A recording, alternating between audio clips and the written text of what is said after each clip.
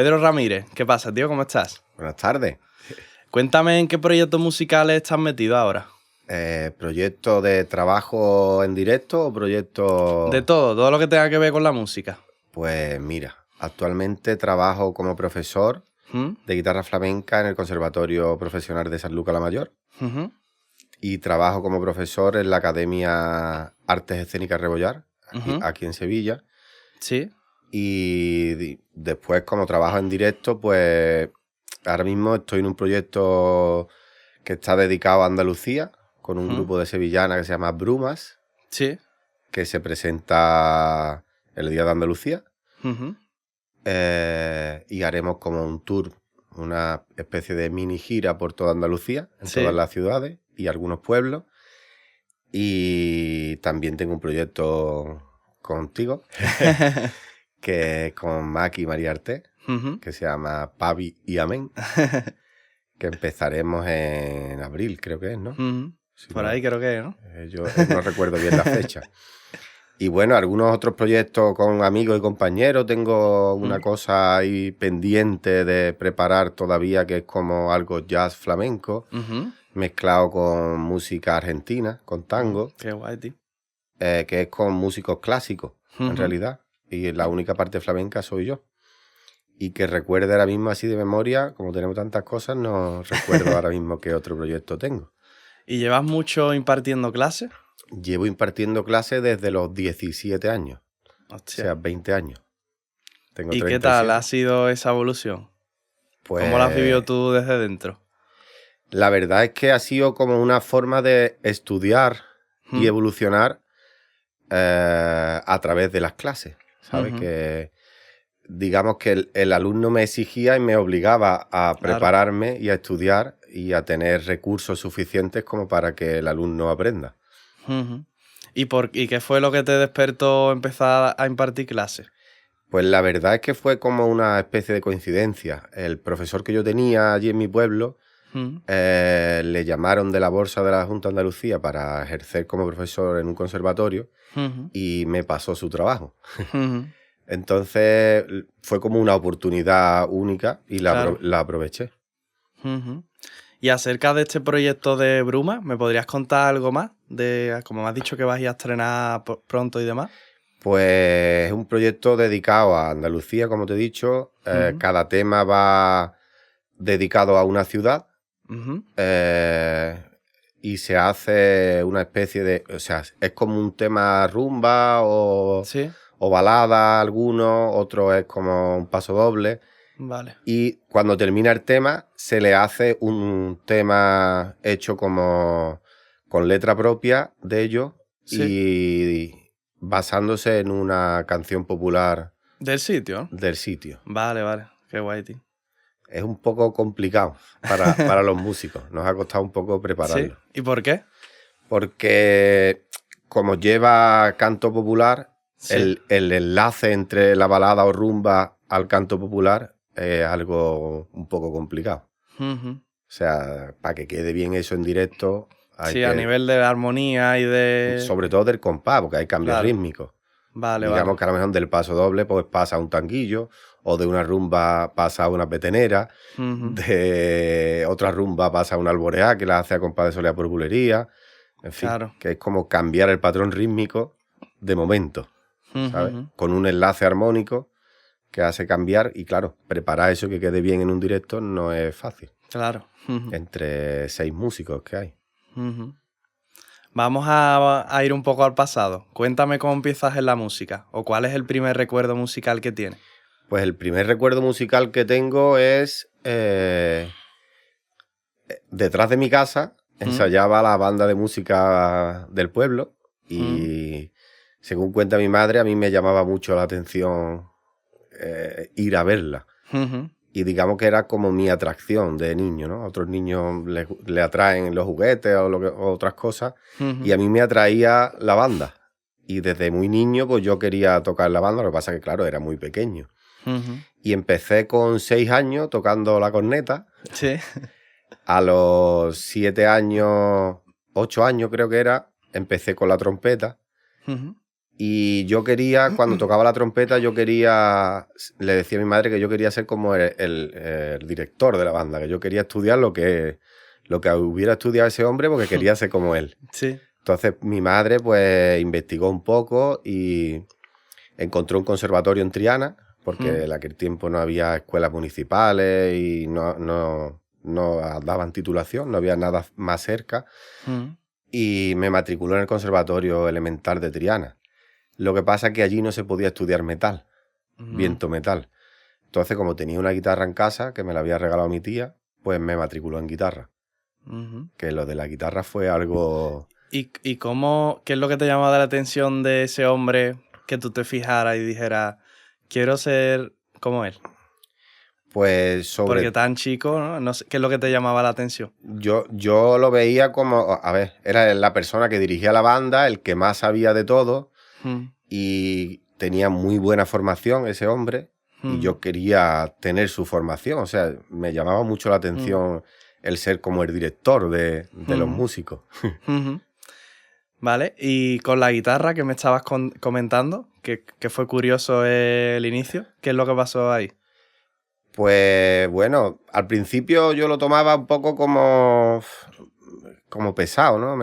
Y de hecho, casi todos los alumnos que empiezan ven la guitarra como un instrumento muy aburrido al principio, ¿no? Que digamos que la coordinación de las dos manos es complicada y el que suene algo medio decente te lleva muchas horas.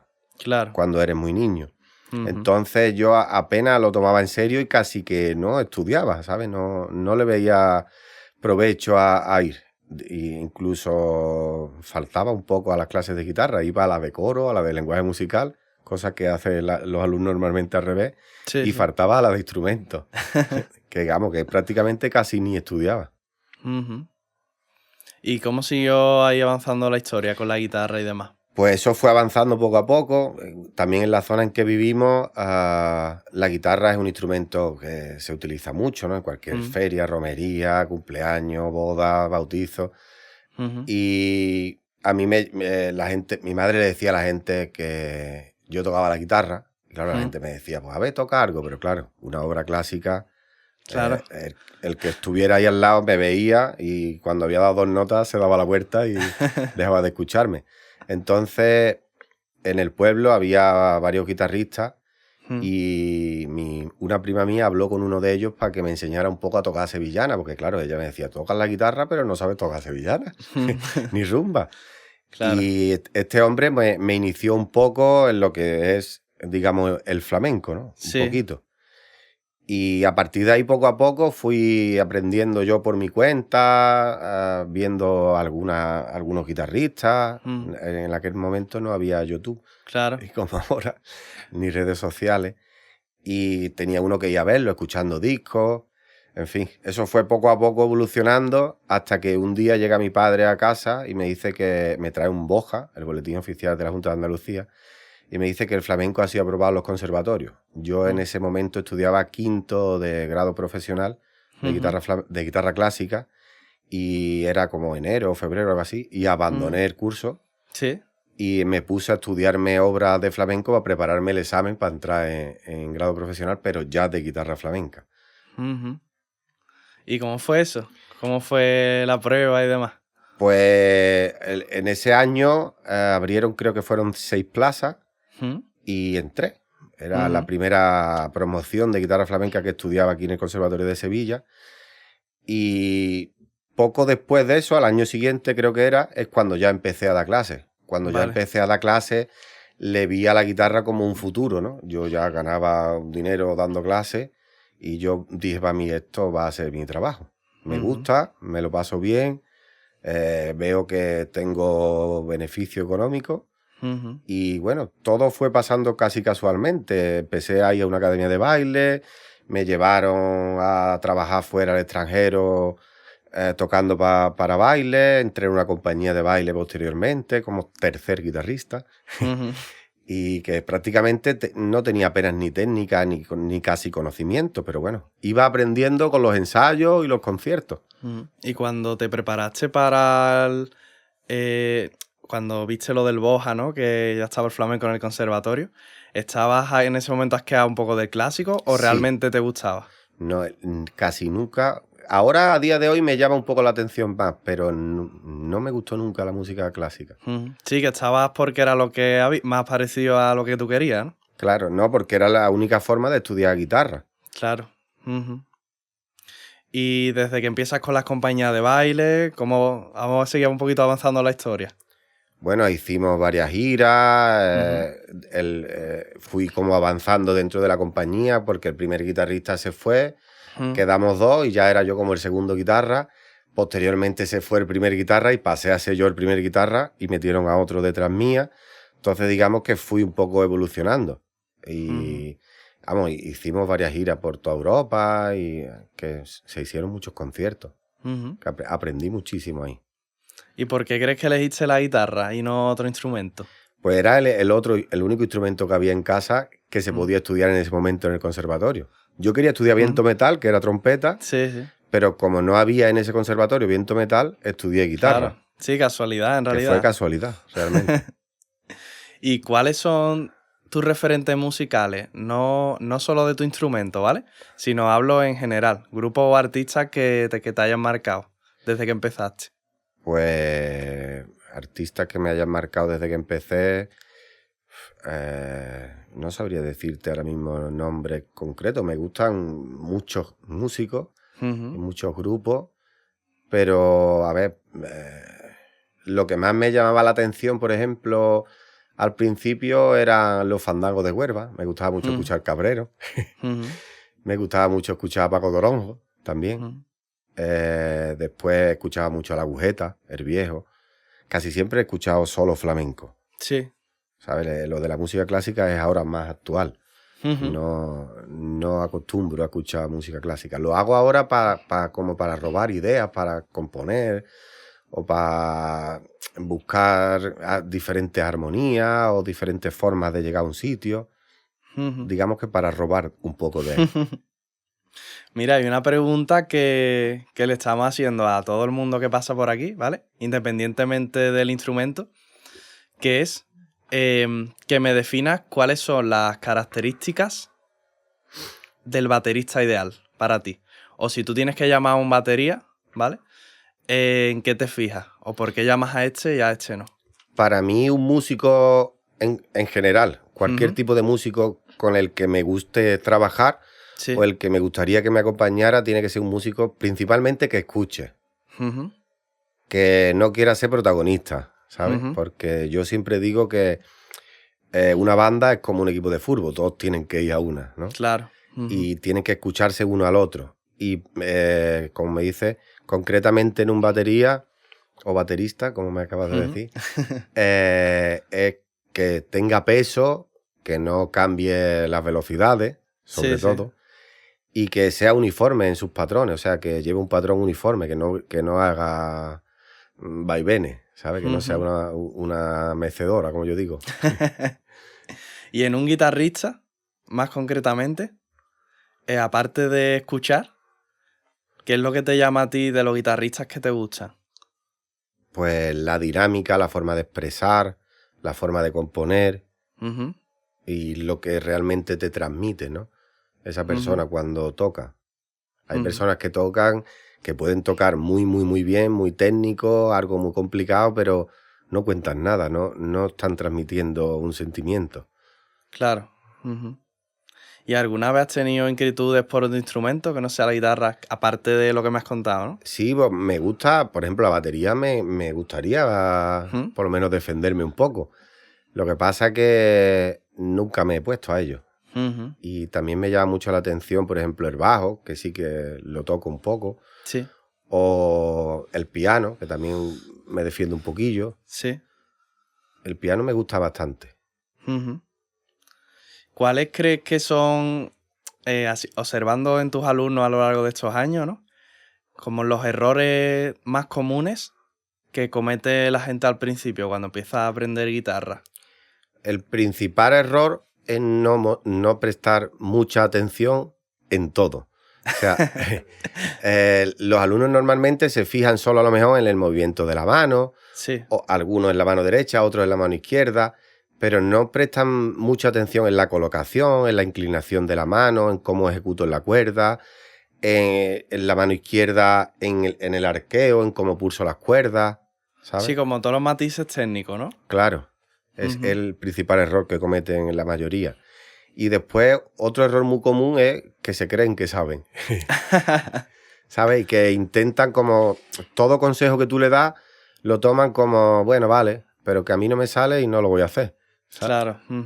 Sí, es que eso y lo estuvimos hablando aquí con otro invitado, con Alex Segura, que él es también profe, y el que te diga un alumno, bueno, es que a mí no me sale, ¿no? O lo típico, y tú piensas, bueno, es que a mí tampoco me salía, es que esto es una cuestión de estudio, de repetición, ¿no? O él me contaba que con el arco del violín le decían, es que a ti te sale muy fácil, ¿no? Y me decía él, bueno, claro, que llevo 20 años haciendo esta postura, sería raro que no me saliera, ¿sabes? Claro. Pero en el momento parece, claro, como ellos están viendo solo el resultado, parece que es una cosa que a ti te sale de forma innata, ¿no? Claro, ellos te ven hacerlo, te ven hacer algo que tú llevas haciendo muchísimos años. Claro. Y creen que es que tú tienes un don. Claro, claro, totalmente. Pero no, horas. Yo siempre se lo digo a todos los alumnos, son horas. Y más las cosas técnicas, ¿no? Todo Claro. lo que es un aspecto técnico, nunca he visto yo en un alumno que haya una cosa innata como, ¿sabes? Sí, bueno, a lo mejor puede ser que eso, que haya como que tú digas, mira, pues ya el punto de partida, pues es favorable, ¿no? A lo mejor el cómo golpea, ¿no? De que coge las baquetas bastante bien sin tener mucha idea. Pero ya hila fino es cuestión de estudio, claro. De estudio, ¿no? Y también que si no te lo dicen, tardarían mucho en mejorar eso. Claro. Ahí está la figura del profesor. Claro, es que el tema es que si te lo dicen al principio, desde la perspectiva del principiante, es como ponerte un montón de trabas antes de seguir haciendo que el instrumento suene, ¿no? Es como, hostia, la parte más aburrida, ¿no? Que es ponerme aquí en la caja sorda, ¿no? Y demás, mirarme las manos, ¿no? Pero si te lo dicen cuando ya llevas un tiempo, ahora como te quita el vicio. Claro. Claro. Eso es el principal problema, que tú, cuando un alumno empieza a decirle cosas que no hagas esto, no hagas lo, y al final no toca. Claro. Yo muchas veces les dejo que cometan errores, porque claro, si no... que lleva un equilibrio. Claro, si no se aburren. Los errores se los voy diciendo poco a poco. Y también muchas veces que corregir un error en un instrumento no es algo que se haga momentáneo. Claro. Que necesita un estudio y una evolución. Claro, pues tengo alumnos que me llegan y me dicen, pero es que no me has corregido. Y les digo, no, es que prefiero que sigas estudiando y cuando medio te salga, entonces te empiezo a corregir. Porque si no, no te va a salir. Claro. Necesita horas. Y sobre todo con el tema de tener un vicio técnico, yo lo que he observado es que, pues eso que tú dices, ¿no? Que no se va a corregir en un día. Entonces el alumno, cualquier estudiante de un instrumento, ¿no? Dice, vale, lo corrijo en el momento, ¿no? Imagínate que estoy tocando la batería, ¿vale? Imagínate que este brazo me lo coloco aquí, ¿no? Y estoy de pronto como tocando sin movilidad aquí ninguna, ¿vale? Y dice, vale, me doy cuenta, lo pongo aquí. y ya a los 5 minutos está otra vez aquí, ¿no? Pero es que ya es como, no me sale, ¿no? Es que te tienes que poner concienzudamente, te metes aquí una botella de Coca-Cola, hay un montón de trucos, ¿no?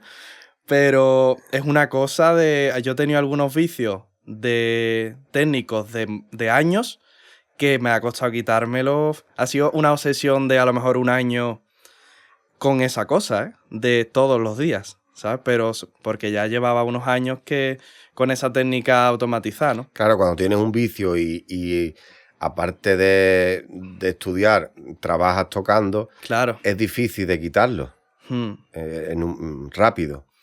Yo siempre cuando hay algo, un problema así, les creo como un estudio basado solo en eso. Sí, vale. Y que lo vayan practicando solo ese estudio teniendo en cuenta esa posición o ese error. Sí, para que tengan algo a lo que agarrarse, ¿no? Claro.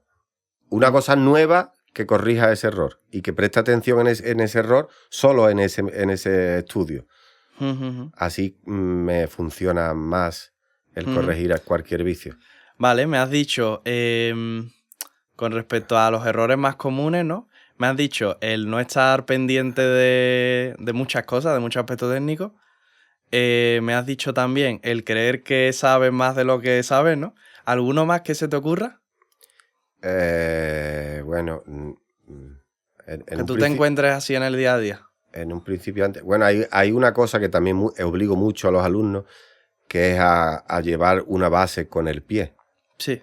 En la música clásica, por ejemplo, los profesores te prohíben utilizar el pie como metrónomo. ¿Ah, sí? O que suene. Pero en el flamenco, para nosotros eso es como una parte importante de nuestra música, y más en un guitarrista. ¿Sabes? Digamos que el guitarrista, a día de hoy, la mayoría de los guitarristas trabajan con palmas o con percusión, pero uno tiene que estar preparado para no llevar ningún tipo de base. Claro. Y tiene que saber llevársela. Y después también les intento transmitir que para componer no es lo mismo sentir tú la base y componer sobre una base, sí, que llevar un pie a clic claro, y componer sobre ese clic. No tiene el mismo sentido de fraseo ni de composición realmente. Y cuando toca se nota. O sea, y es un error también que cometen muchos alumnos cuando les obligo a lo mejor, llévame el pie por bulería aquí a 2. Sí. No, es que no me sale eso. Yo no lo voy a estudiar. Claro. Pues es una cosa que te estoy diciendo que estudies y después me lo agradecerás, ¿sabes?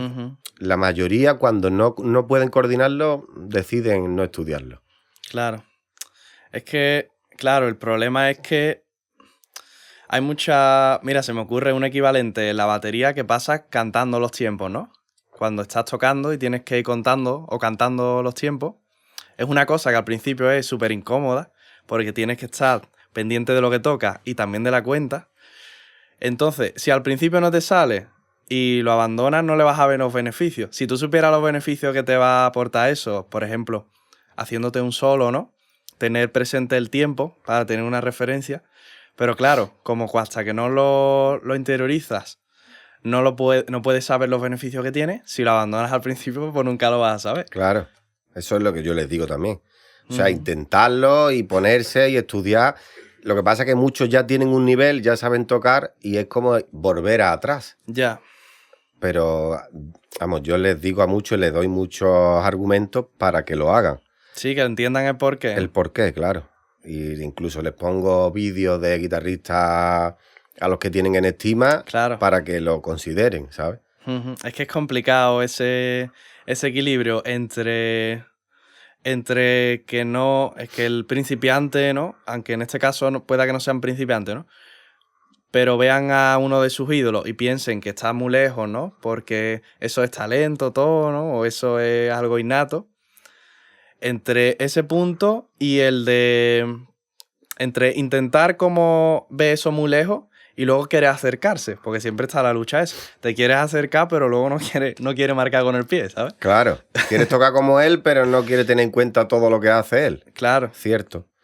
Y después yo también le doy muchos consejos sobre cómo estar en un escenario. O sea, es muy importante la transmisión.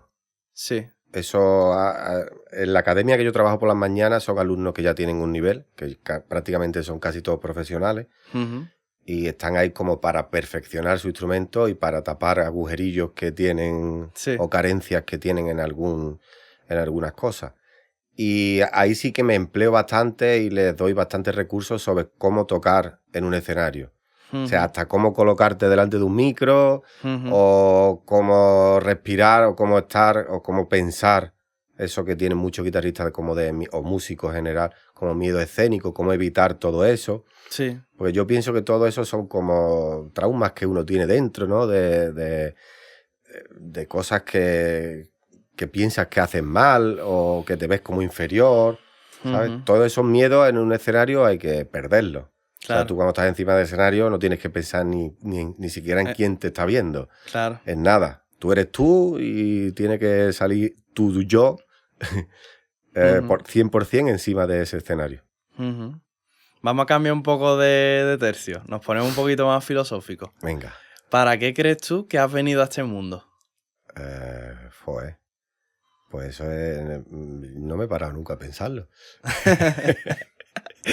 O sea, yo vine a este mundo porque mi madre me trajo, pero el por qué vine, pues no creo que tenga un porqué. No sé. Digamos que cada uno se tiene que buscar su camino y pensar en lo que puede llegar a hacer bien y en lo que puede llegar a aportar al pueblo o a las personas con las que conviven o las que te rodean. ¿Y tú has encontrado esa cosa? ¿Qué crees tú que...? Sí, bueno, yo hay muchos amigos y conocidos que me dicen que tengo mucha suerte de trabajar lo que me gusta. Realmente disfruto bastante con mi trabajo, ¿no?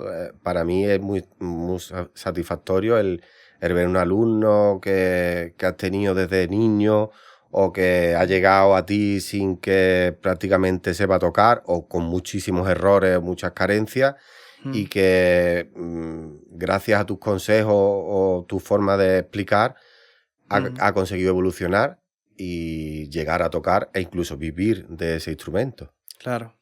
Me produce muchísima satisfacción el ver eso y el que pueda decir yo, pues mira, esa persona, gracias a mis consejos o a mi forma de dar clases, ha evolucionado y gracias a ello tiene ahora un futuro y una vida con la que ganarse su pan.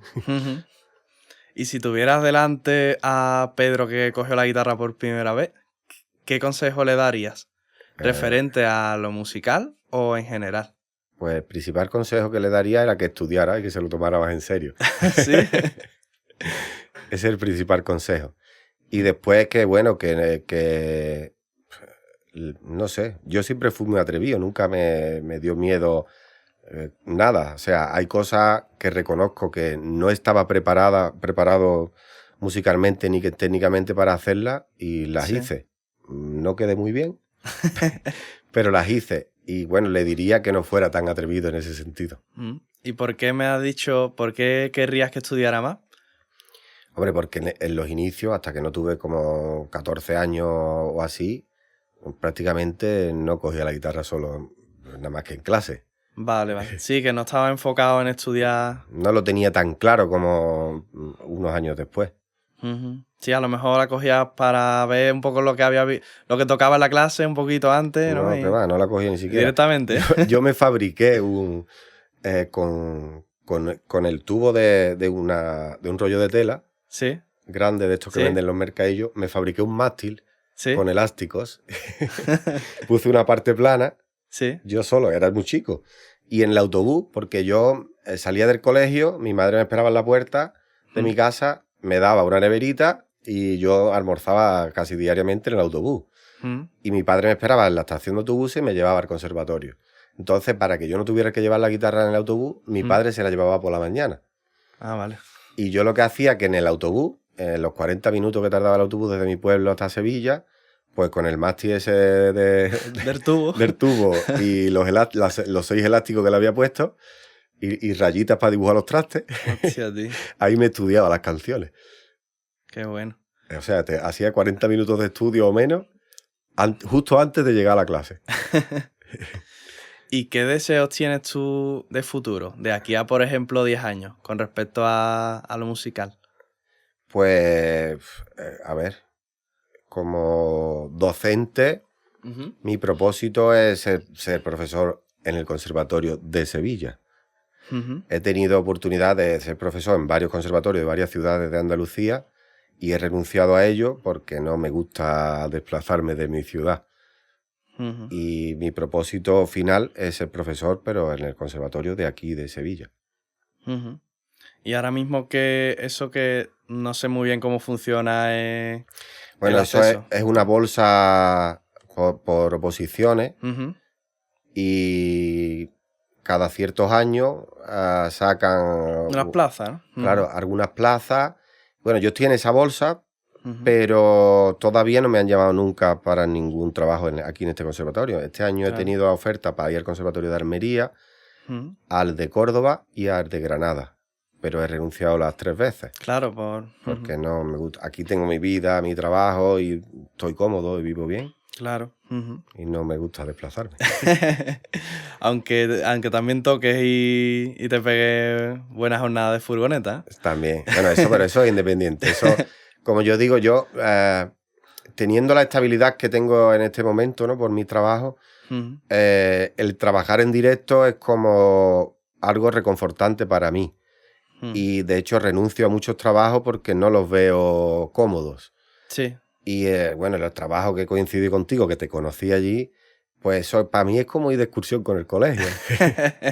¿Sabes? Que te lo pasas bien, te ríes, que sí, que hay veces que te pegas un tute de muchas horas o que uno queda cansado de furgoneta o de tu compañero de al lado porque no para de hablar.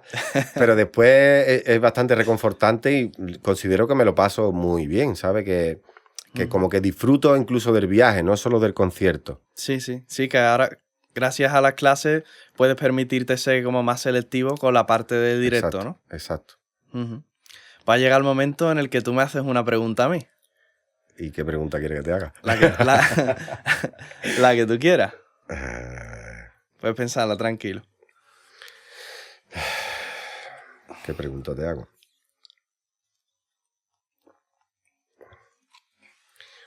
¿Cómo ves tú la batería? O sea, el instrumento de batería al completo. ¿Sí? Dentro del flamenco. Uf, esa es difícil, ¿eh? ¿Cómo lo veo? ¿En qué sentido? De integración. ¿Cómo ves? ¿Cómo me gustaría que estuviera o cómo...? Hay muchas grabaciones ya con batería o conciertos, claro, o bandas que hacen flamenco. No te hablo de flamenco pop o... Sí, te entiendo. Flamenco. ¿Cómo ves esa evolución o esa integración dentro de una música que nace del pueblo y que los instrumentos que tiene son palmas, guitarra y voz? Hombre, a mí me gusta esa integración, igual que me gusta la integración que hubo en su momento del bajo en el flamenco, ¿no? Entonces, supongo que es una evolución natural, ¿no? De la fusión, que al final, con la globalización del mundo, al final todas las músicas se van tintando un poco, ¿no? de otras culturas, ¿no? Y de la misma forma que, por ejemplo, la integración del bajo es algo que me gusta, sin ser yo bajista, pues la parte de la batería también es algo que me agrada, ¿no? Es verdad que la batería concretamente creo que tiene una integración complicada porque la batería en sí, tocada de forma convencional, ¿no? Con baquetas y demás, puede llegar a ser como muy agresiva, ¿no? En comparación a los matices que genera un cajón flamenco. Pero bueno, hay gente muy potente como Tino Di Geraldo, ¿no? Hay gente potente que ha metido la batería en el flamenco que creo que ha ayudado, ¿no? A esa integración. ¿Has tocado alguna vez la percusión o la batería como instrumento para baile? ¿Qué va? ¿Tú has coincidido en eso con batería, por ejemplo? Sí, bueno, conmigo trabajaba, no era batería, hacía como multipercusión. ¿Sí? Era el chaval creo que era yugoslavo o ruso o algo así. ¿Sí? Andreu Luigi se llamaba. Y la verdad es que hacía cosas bastante, o sea, que quedaban bien dentro del espectáculo. Sí. ¿Y qué sensación te ha dado a ti? No de esa experiencia concreta, sino en general. ¿Es algo que te gusta o no te choca un poco que esté la batería ahí? A mí me gusta siempre y cuando el músico, como dije al principio, escuche y esté integrado dentro de la música que se está haciendo. Ujú. El principal error de los baterías que quieran hacer flamenco es que no conoces bien los patrones, El flamenco en sí. claro, y después que el que conoce el patrón hace como un patrón constante, Ujú. a modo de loops. Sí, sí, Y eso dentro del flamenco crea que se ve como muy monótono, claro. crea monotonía. Entonces, el flamenco en realidad es como una música muy viva. Para expresarla bien, para expresar bien esa música, tiene que estar muy dentro de la música y tener como mucha visión o mucha intuición Ujú. dentro de lo que se está haciendo. Realmente es una música muy intuitiva, Ujú. que requiere mucho conocimiento para tú, cuando estás expresándola, poder expresar en conjunto con lo que están... Está pasando. ahí está. Mm. No es una música que se ensaye y se haga al Sí, 100 como un tema, ¿no? como un Claro. tema al 100%. Hay gente que lo hace, pero eso no, en un escenario no se ve muy bonito. O sea, Sí, sí, te entiendo. se ve algo como, no sé, antinatural, ¿sabes? No es una música que se pueda preparar al 100% y hacerla exacta Claro, como la todas música las veces. clásica. Ahí está, Ujú. exactamente igual. De hecho, reconozco que yo soy de los músicos, creo que nunca hace lo mismo. Ujú. Lo puedes corroborar tú, vaya. Sí, sí. Yo creo que también influirá que al final, como es un instrumento, dentro de los instrumentos es un instrumento relativamente moderno la batería, y esa parte yo creo de la intuición de la que tú me hablas, creo que es consecuencia del conocimiento de lo que estás tocando, ¿no? Y de la experiencia, es decir, de moverte en un ambiente de flamenco, de Claro, conocer el flamenco, ¿no? Como aficionado y demás, ¿no? Entonces, entiendo que a ser un instrumento moderno todavía no ha llegado a lo mejor, aunque ya te digo, hay maestros, ¿no? De estos que sí han llegado a ese punto, pero en esas situaciones en las que tú me hablas donde puede que choque un poco, a lo mejor no ha llegado no ha pasado todavía suficientemente tiempo como para que haya muchos bateristas que realmente conozcan el flamenco como, ¿sabes? sí, puede que sea eso. Ujú. También es que el flamenco, hay otras músicas iguales. Es una música, como te he dicho antes, muy viva. Entonces, el principal error, no solo de los baterías, hay muchos guitarristas e incluso cantadores o bailadores que intentan como hacer flamenco, pero con una referencia, como has dicho tú, de tema o de una música clásica o de una música de otro estilo, Sí, en el que se hace como siempre lo mismo. sí, Vamos, yo he trabajado con algún bailador o cantador que intenta hacer exactamente lo mismo sí, siempre, ¿sabes? vale, E incluso te pide que tú hagas lo mismo, pero es que yo no puedo hacer lo mismo. claro. ¿Sabes? Que hay veces que, por mucho que yo me estudie un tema, hacerlo exactamente igual siempre es algo difícil para Sí, mí. sí, sí, lo es. Digamos que hay veces que lo hago por trabajo y me lo estudio y lo hago tal cual, ¿no? Cuando he tocado a lo mejor con una orquesta o Ujú, cuando he tocado con alguien que a lo mejor con dos guitarras, que tiene que ujú. hacer exactamente lo mismo. Pero incluso así, algún detallito Claro. diferente siempre se hace. Es que a lo largo de un concierto entero, hacerlo todo. Y además, yo creo que va también con la complejidad, ¿no? Cuando aumenta la complejidad, todavía es más difícil que hagas exactamente lo mismo, ¿no? Exacto. Y también es que lo veo como monótono. O sea, en los conciertos que tenemos en común, si yo Mm, hiciera exactamente lo mismo claro, en todos los conciertos, imagínate cuando estemos haciendo 4 o 5 conciertos seguidos en la claro. misma semana. Pues eso terminaría destruyéndote la mente. Claro, claro. Para mí es súper aburrido, ¿sabes? Sí, sí. Es que yo considero que hay que ser vivo. O sea, el tema está ahí, la estructura está ahí, la armonía está ahí y ya, Ujú. pues, sé tú. Claro, claro. Y exprésate como tú eres en este momento. Sí, sí. Vale, ¿hay alguna cosa referente a algún proyecto tuyo o de la actualidad musical que no hayamos hablado que te gustaría añadir? ¿Algo que se nos haya escapado? No tengo ahora mismo, no se me ocurre nada. Pues entonces lo dejamos aquí, si te parece. Vale. El invitado siempre despide el podcast, ¿vale? Entonces tú, mirando a cámara, di el mensaje que a ti te dé la gana. ¿Qué te digo? Ahí. Una Jan con, ¿se llama esto? Sí. Bueno, pues aquí ha llegado la entrevista con mi Madai Cruz, un gran músico que tiene un gran futuro y os animo a que sigáis viendo sus podcasts de Una Jan con. Y espero que os haya gustado. Un saludo. Soy Pedro Ramírez. Hasta siempre.